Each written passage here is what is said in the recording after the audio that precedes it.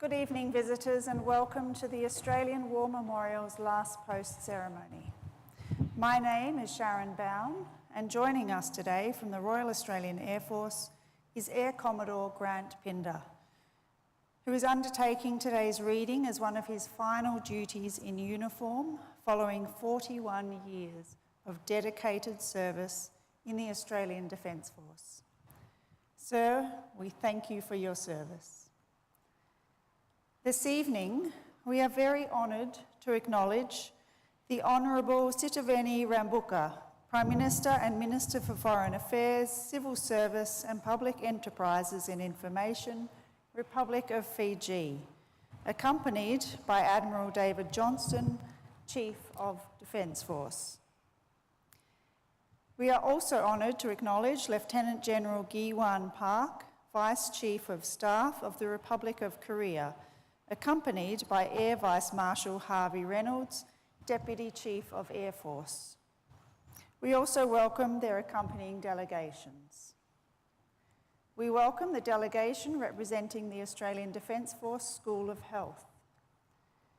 And we welcome the veterans who have served, those that are still serving, and the families that love and support them. The live stream of this ceremony is made possible by the Returned and Services League of Australia and the RSL and Services Clubs Association. We welcome members who are watching the broadcast of this ceremony across Australia. During this evening's ceremony, wreaths will be laid at the base of the pool of reflection by visitors to the memorial and students on behalf of Leonay Public School visiting from Emu Plains, New South Wales, and Scadden Primary School visiting from Scadden, Western Australia.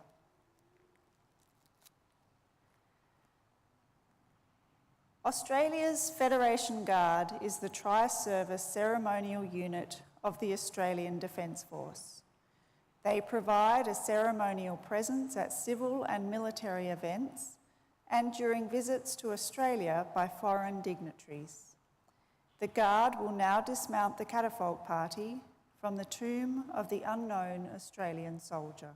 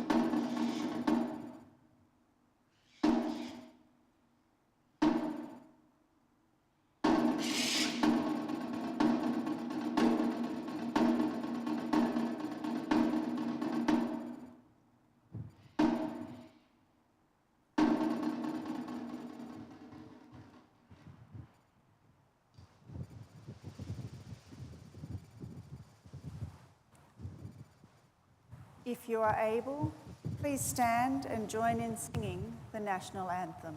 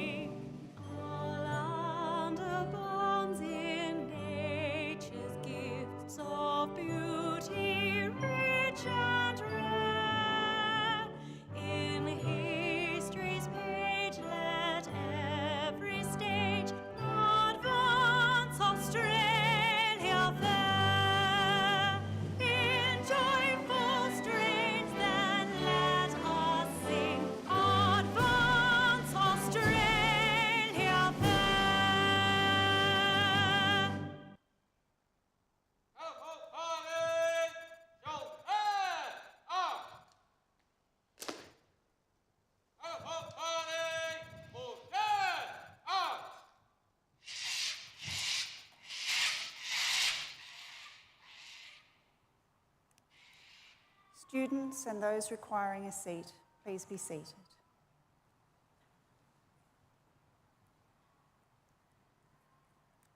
The Australian War Memorial was the vision of Charles Bean, Australia's First World War official historian. Bean landed with the Australian troops on Gallipoli and stayed with them at the front through to the end of the war. The idea of this national memorial and museum came to him at Pozières, France, in the depths of the bloody fighting of 1916.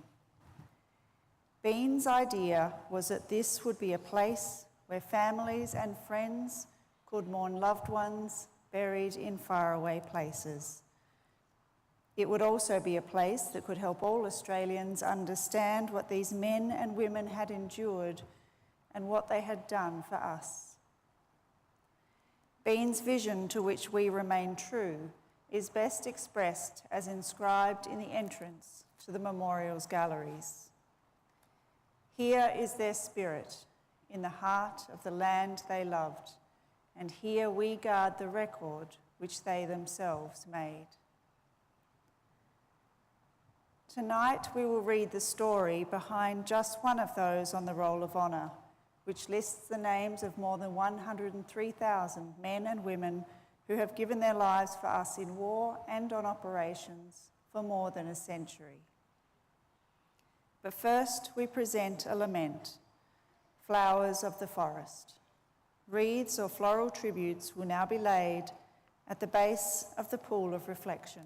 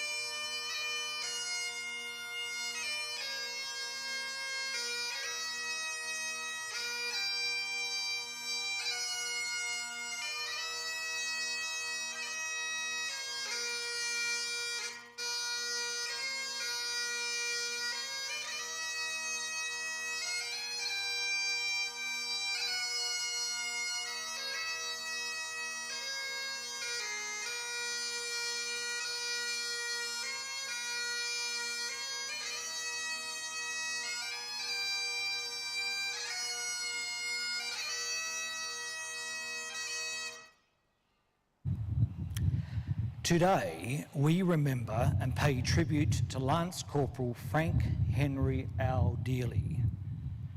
Frank Dealy was born in 1895 in Hong Kong. He was the eldest of 3 children born to William Kirkman Dealy, the headmaster of Queen's College, and his wife Anna Dealy. Frank was sent to England to attend Stonyhurst College with his younger brother Sydney. After graduating, he and his brother moved to Australia, settling in Adelaide, and attained a Bachelor of Agricultural Science. He had hopes of continuing his education at Cambridge University when the First World War broke out in 1914. Frank Dealy enlisted in the Australian Imperial Force on the 2nd of November 1916. He was assigned to the 6th Reinforcements of the 43rd Infantry Battalion and embarked for active service on the 16th of December that year, sailing from Adelaide on the troop ship Berrima. Private Dealy arrived in England in February 1917, and during further training he began to suffer from bronchitis. After several weeks in hospital, he reached the Western Front and joined his unit in the trenches on the 1st of September 1917. In November, he was promoted to Lance Corporal before being sent to a school for non-commissioned officers in December. He and his comrades saw out a cold and uncomfortable winter in the lines. Dealy became ill and was again hospitalised. By February of 1918, Dealy had largely recovered from his illness and was granted a short period of leave in England, where he was reunited with his brother Sydney, who was training in Scotland as a member of the Australian Flying Corps. Soon Sydney returned to training while Frank began making his way back to the front. Within days, Frank was given the news that Sydney had been killed after crashing his Sopwith Camel fighter in the Scottish countryside. He was given leave to attend his brother's funeral, held in the chapel of their former school. During this period, German forces launched a major offensive along the Allies' front line. Dealy was back with his unit by the 12th of April and was immediately drawn into the thick of the fighting. His unit repulsed the enemy's advance on Villers-Bretonneux later that month, before taking part in Monash's attack at Hamel in July. With the success of these operations, the German spring offensive was defeated, allowing Allied forces to start their own attack. This began on the 8th of August 1918. By the 26th, the enemy had been forced back several kilometres towards their final lines of defence. Dealy's unit quickly advanced on enemy lines, consolidating their own position around the village of Suzanne. Dealy and 2 comrades took refuge in their trench while waiting for their rations. German forces began bombarding their position with high explosive shells that hit their trench, killing all 3 men instantly. Dealy had been fatally struck in the head and was buried in a field with his 2 comrades, not far from where they were killed. After the war, Dealy's remains were recovered and moved to the Suzanne Military Cemetery, where he lies today beneath his former school's motto, as requested by his parents. His headstone reads in French, "Quand je puis," meaning as much as I can. Lance Corporal Frank Dealy was 23 years old. His name is listed on the roll of honour on my right among almost 62,000 Australians who died while serving in the First World War. His photograph is displayed today beside the pool of reflection. This is but one of the many stories of service and sacrifice told here at the Australian War Memorial. We now remember Lance Corporal Frank Henry Ough Dealy, who gave his life for us, for our freedoms and the hope of a better world.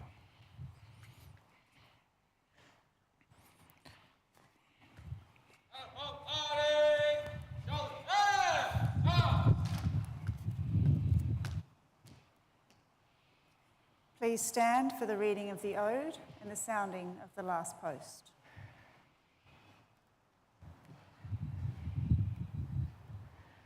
They shall grow not old, as we that are left grow old. Age shall not weary them, nor the years condemn. At the going down of the sun and in the morning, we will remember them.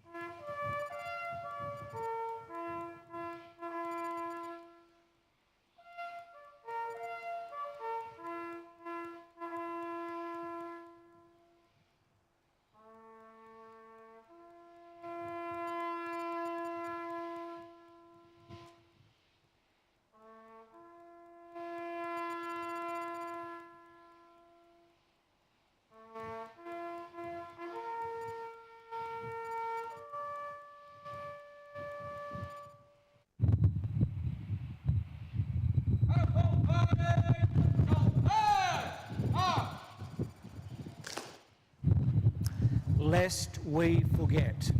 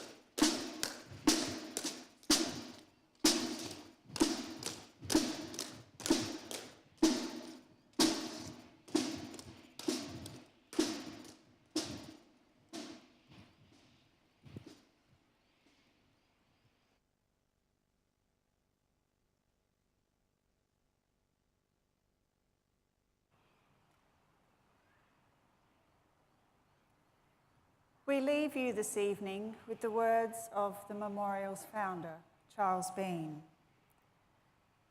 Many a man lying out there at Pozieres or in the low scrub at Gallipoli, with his poor, tired senses barely working through the fever of his brain, has thought in his last moments, well, it's over.